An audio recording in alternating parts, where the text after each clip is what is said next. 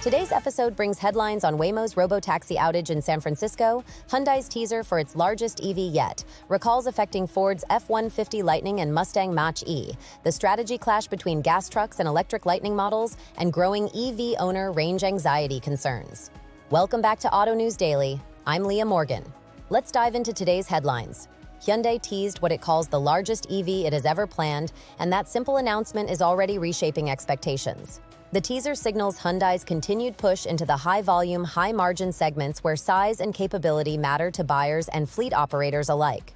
From a product planning standpoint, a larger electric vehicle gives Hyundai room to compete across pricing tiers, to offer greater battery capacity or interior space, and to position itself against established and emerging rivals in markets that favor SUVs and crossovers. This is more than a single model reveal. It's a deliberate cue about how Hyundai sees the market evolving.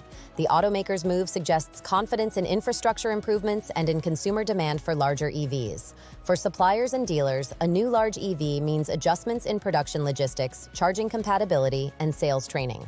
For policymakers and planners, it raises questions about curbside and workplace charging capacity for larger vehicles that may need higher power charging or different weight-related roadway considerations. In short, the teaser is a headline because it opens a range of strategic and operational conversations for the industry. Shifting to safety and quality control, Ford has announced recalls involving two of its headline EVs, the F-150 Lightning and the Mustang Mach-E. Recalls are always a test of how quickly a manufacturer can identify issues, communicate with owners, and implement fixes without eroding trust.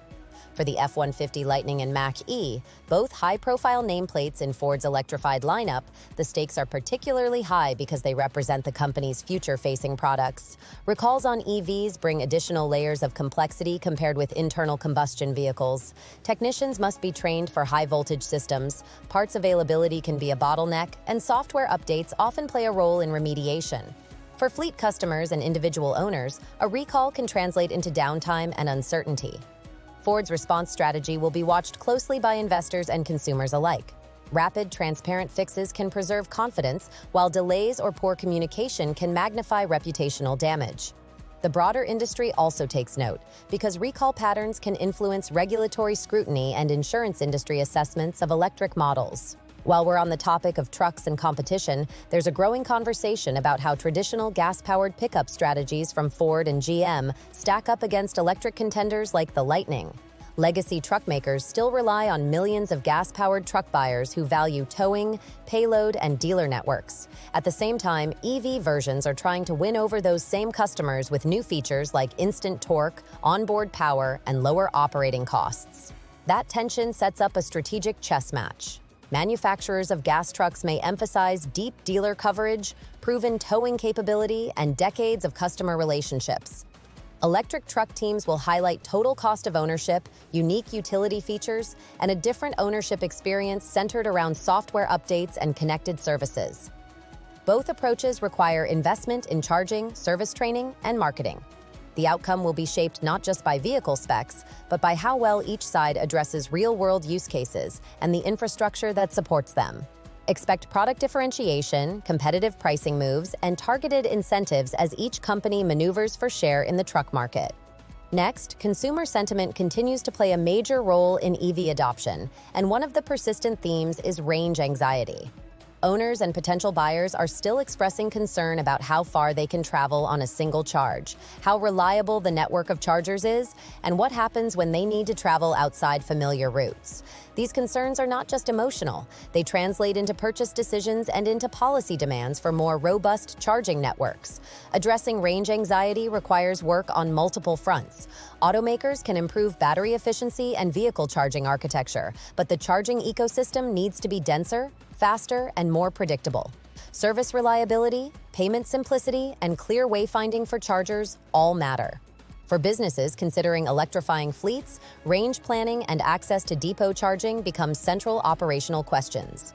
Meanwhile, policymakers and utilities must balance station rollout with grid readiness and equitable access.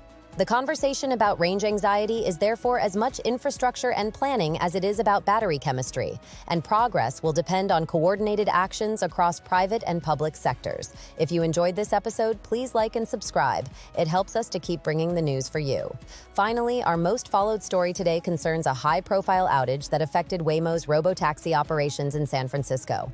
The incident serves as a vivid reminder of how fragile early autonomous services can be when real-world conditions interfere with continuous operation.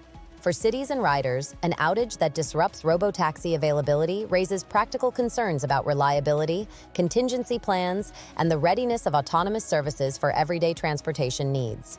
For Waymo and other autonomous vehicle companies, outages can prompt internal reviews of redundancy systems, fallback procedures, and communications to passengers. Regulators and city officials, meanwhile, will be watching how quickly services recover and how companies explain root causes and mitigation steps. The broader industry sees this as a test case. Scaling autonomous services will require not only robust software and sensors, but also resilient infrastructure, clear safety protocols, and strong public trust.